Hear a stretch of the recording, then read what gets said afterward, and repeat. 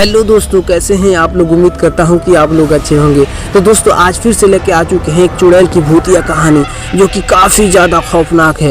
ये कहानी एक प्रतीक नाम की लड़की की है। तो दोस्तों चलिए इस वीडियो को शुरू करते हैं।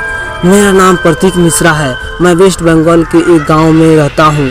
मैं अभी इंजीनियरिंग का अभ्यास कर रहा हूँ और साथ में मैं एक सोलो बाइक राइडर भी हूँ। मैं अक्सर छुट्टियों के दिन या फिर वीकेंड में अपने बाइक को लेकर लॉन्ग राइड पे चला जाता हूँ। एक दिन मेरे साथ कुछ ऐसी घटना घटी जिसे आज भी सोचता हूँ तो मेरे शरीर का रूह कांपने लगता है। आज से 2 साल पहले की बात है। मैं अपने बाइक लेकर कोलकाता लॉन्ग राइड पे गया था। रास्ता 3 दिन का था, इसलिए मुझे पहले से ही होटल बुक करना पड़ा था।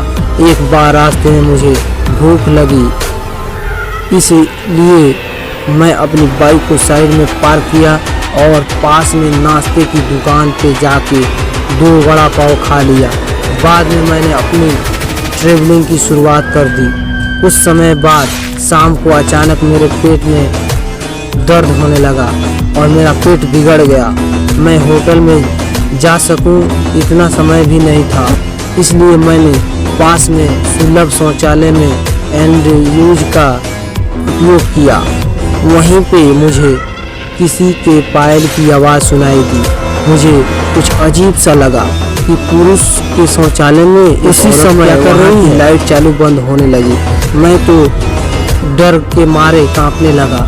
मेरे शरीर के रोंगटे खड़े हो गए। मैंने जोर से आवाज़ लगाई, कौन है जो ये मजाक कर रहा है?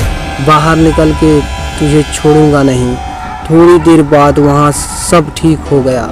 मैं जल्दी से बाहर निकलने की कोशिश कर रहा था, लेकिन वॉशरूम का दरवाज़ा नहीं खुल पा रहा था। मैंने चौकीदार को आवाज़ लगाई तो उसने आके देखा तो दरवाज़ा बाहर से खुला था। फिर उसने आवाज़ लगाई, दरवाज़ा खुला है, आप धक्का दो। मैंने धक्का दिया तो दरवाज़ा खुल गया।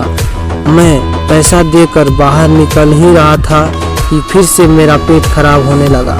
मुझे वापस एक खतरनाक वॉशरूम में नहीं जाना था, लेकिन मेरे पास और कोई चारा भी नहीं था। इस बार लगभग 2-3 मिनट हुई होगी कि वापस से लाइट चालू बंद होने लगी और साथ में कोई स्त्री की हंसने की आवाज़ भी आ रही थी। मुझे काफ़ी डर लगने लगा था। मैं जल्द ही अपना काम निपटा के बाहर निकलने की कोशिश कर रहा था, लेकिन मैं वहीं से उठ ही नहीं पा रहा था। मुझे ऐसा लग रहा था कोई मुझ पर बैठ गया हो। मैं अपनी पूरी ताकत लगा के खड़ा हो गया और दरवाज़ा खोल के बाहर निकल गया।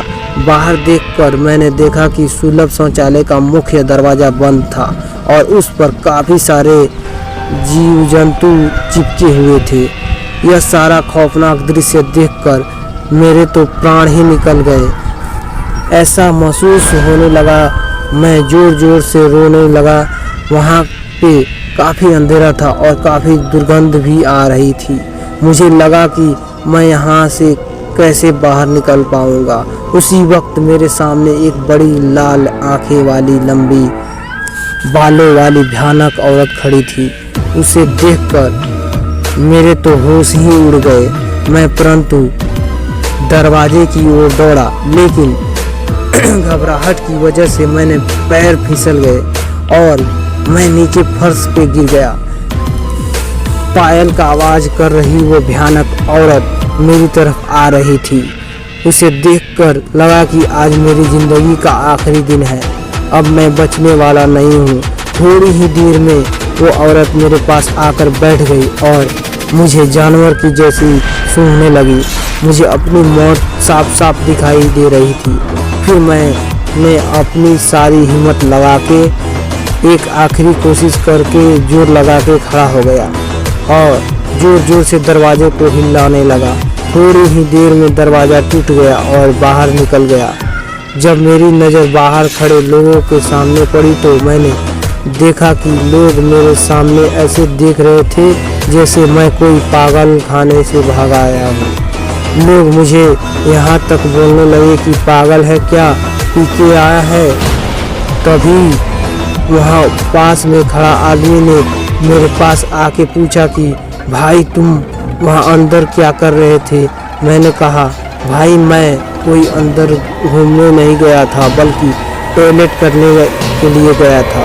मेरी बात सुनकर उस भाई ने मुझसे कहा तुम जरा पीछे मुड़कर तो देखो। मैंने जब उस आदमी की बात सुनकर पीछे मुड़कर देखा तो मेरे तो होश ही उड़ गए। वहीं कोई भी शौचालय नहीं था बल्कि एक पुराना टूटा खंडाल मकान था। ऊपर वाले की मेहरबानी थी कि मैं सही सलामत बच गया और उस भयानक